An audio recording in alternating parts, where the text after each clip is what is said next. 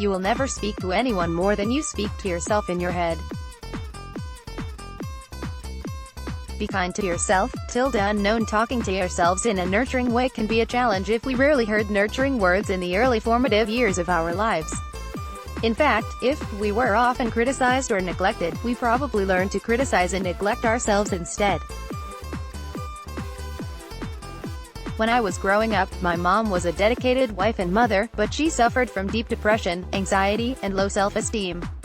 She didn't know how to be encouraging or nurturing because she was never nurtured or encouraged by her parents while she was growing up. So her words to me reflected the negativity that she felt about life and herself. I have forgiven my mother for all the mistakes she made in my childhood, and, in fact, we ended up extremely close during her last years of life. But that doesn't mean that there wasn't work for me to do on myself in order to heal the self-hatred that had been unconsciously passed down. Growing up as I did, I struggled with low self-esteem, I was deeply depressed, I found myself in an abusive marriage with my first husband, I depended on other people for approval, and I neglected my dreams, since I didn't believe in myself. Over the years I've done a lot of work to heal and have made significant progress in all these areas. I've discovered the meaning of unconditional self-love. I've learned to set healthy boundaries and accept myself as I am, without needing approval to feel good about myself. And I've educated myself so I'm able to handle stress and face my problems in healthier ways. Most importantly, I've learned to speak to myself in a more loving and nurturing way. In fact, just recently, I learned how to find those words more easily by using the following exercise. First, I made a list of all the influential people from my childhood and early adulthood. Then I asked myself, what loving words did I need or want to hear from each person even if I don't think I still need to hear those words today? Then, I wrote down everything that I wish I could have heard them tell me from a loving and understanding place in their hearts. And if someone in my life had spoken to me in a loving and supportive way, I wrote those words too. Here's the list of influential people from my childhood and adulthood: mom, dad, brothers, sister, relatives, neighbors, friends, teachers, coaches, ministers, therapists, doctors, bosses, coworkers, and spouses. As I began to make the list of statements that I wish I could have heard from these people, I could feel that these were words that my heart still needed to hear today, but now from myself. It's interesting how appropriate these statements feel even after I switch the person speaking them to be from me.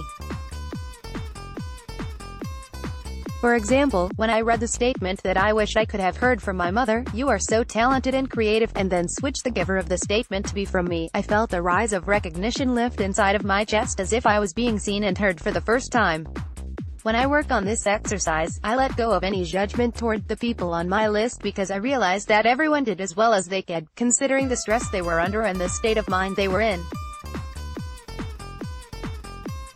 This exercise is not about them, it's about me and my healing. It's about taking the time to listen to the neglected person inside of me and allowing her voice to speak up about what she has needed for so long but has rarely received from others or from herself. Then the exercise shifts into being about giving and receiving these words to and from myself, in a loving way, so that I can learn how to nurture myself on a deeper level. Here are a few of the statements that I wish I could have heard from my mother in my early years. I cherish you. I want the best for you. You are a good person. I want you to keep growing. You are smart and creative. I see so much good in you. I respect your opinion. I believe you. I trust you. I appreciate how hard you try. I admire you. I am here for you. I appreciate your help. You can depend on me. At first, I wrote the statements in a stream of consciousness, without editing. I kept asking myself, what words did the little girl inside of me need to hear from others when I was so young and vulnerable? What did the young woman inside of me need to hear in order to feel valuable and confident in herself? I allowed myself to take breaks in my writing in return when I felt ready to continue. I found that each time I came back to the exercise, I always thought of something new to write, and as I wrote it, I would feel a sense of relief inside of me. Once the names on the list were all addressed, I began to gently edit the statements so that they became more appropriate for my life now. For example, I changed the statement I wrote from my brother, "I am sorry I didn't play with you," to read, "I allow myself to play now and have fun." For the sentences that clearly did not fit, I looked to see if they had a message of their own that could be worded in another way. Here is an example statement from my PE. "Teacher, I see your potential to become a strong athlete." My first response was to delete this sentence since I am no longer involved in sports. But then I chose to rewrite it to read, "I see your potential to grow physically stronger," which is helpful to me now since I struggle with chronic fatigue syndrome. I think there will always be at least a seed of something valuable to work with from each statement you've written. Once I got into the rhythm of this exercise, it woke up other nurturing thoughts in my mind that I also needed to hear. So yeah, I wrote those messages too. After I edited all the statements, I kept a master list and then made another copy to work with further. With this new working copy, I removed all the names that I first started with and then combined all of the statement together. Next, I wrote beside each statement what kind of statement it was: apology, praise, a question, or a statement of truth. Then I grouped the statements into these 4 categories. Each group has its own healing benefit. For example, the apology statements reflect the areas in my life that I may have felt neglected in. With each apology statement, I ask myself if I still neglect myself in this same area. For example, after I read the apology statement, "I am sorry I let you down," I can ask myself, in what areas of my life do I let myself down now? Or the apology statement, "I am sorry I scared you," I can ask myself, do I scare myself today by the way I speak to myself? Do I worry myself into a state of depression? The group of question statements is a helpful list to use later as a source of inner reflection as it pertains to my life currently. Here are some example questions that I wrote on my list. Tell me how you feel. Tell me what is on your mind. Tell me what you dream about. Tell me what you want for your life. Tell me what you believe in. How can I best support you? Now with the 2 groups remaining, the praise statements and statements of truth, I used them to create my master list of nurturing things to tell myself. As I edited the statements, I either wrote them so they were speaking to me or as if I was speaking to myself, depending on what felt better. For example, "You are a precious person to me," or "I am a precious person."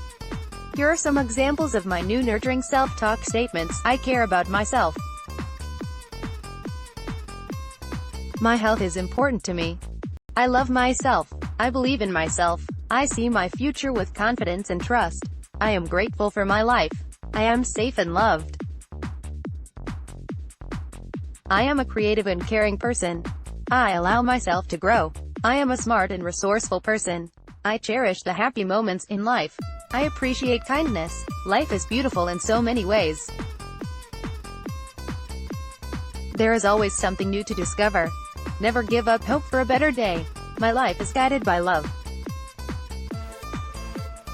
When I finished this exercise of nurturing statements to tell myself, I had a few hundred statements written and some were duplicates, so I chose to only keep the statements that really spoke to me and deleted the others, making it a stronger and more powerful master list.